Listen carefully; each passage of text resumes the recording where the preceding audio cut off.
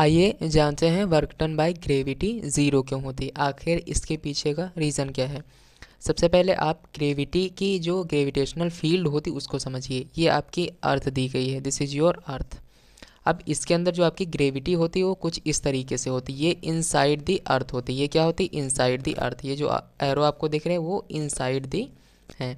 यानी अगर कोई मास m यहाँ पर रखा है तो कहाँ पर जाएगा? सेंटर पर ही, यानी ग्रेविटी इनसाइड है तो ये उधर ही जाएगा।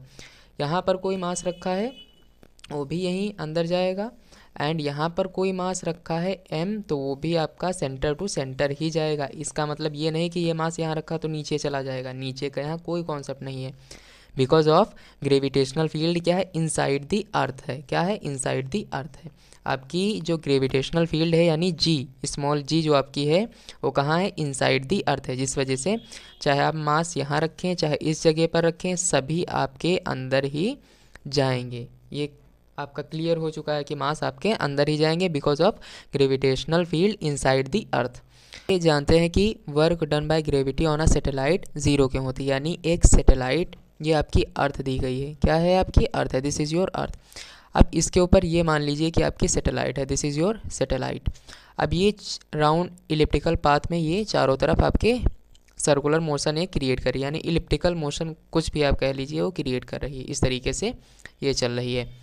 अब ये वर्क डन बाय सैटेलाइट ये ज़ीरो क्यों होता है, ग्रेविटी के अंडर ये ज़ीरो क्यों होता है। अब हम जानते हैं कि इसके ऊपर हमने बताया कोई भी ऑब्जेक्ट रखिए आप, उसके ऊपर ग्रेविटी कहाँ लगेगी? Towards the centre, towards the centre ही लगेगी। यानी ये क्या हो गया? आपका फोर्स हो गया। ये फोर्स आपका कहाँ लग रहा है?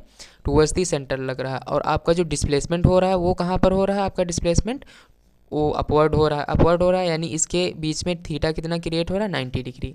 ये आपका थीटा कितना? 90 डिग्री क्रिएट हो रहा है। एक और केस के थ्रू इसको समझिए कि ये आपकी दी गई है earth, this is your earth, and यहाँ पर आपकी मास यानी मास m, यानी सैटेलाइट को कुछ ना कुछ मास तो होगा ही, उसका जो फोर्स लग रहा है वो कहाँ? टूवर्ड्स दी सेंटर है। हमने बताया ग्रेविटी इनसाइड दी अर्थ होती है, यानी ग्रेविटी क्या होती है? इनसाइड दी अर्थ होती है ग्रेविटेशनल फील्ड।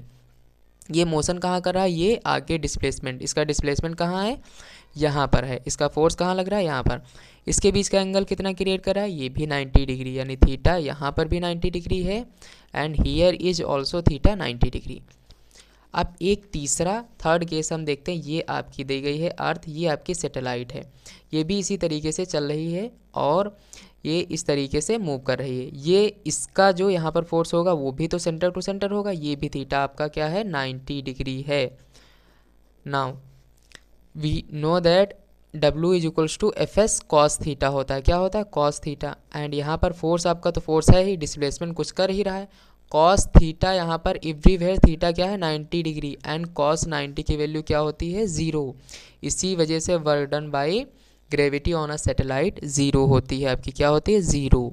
तो ये आपका इस तरीके से इसको प्रूव किया जाता है। ये आपका प्रूवमेंट है कि work done by gravity on a satellite ये ज़ीरो क्यों होती है।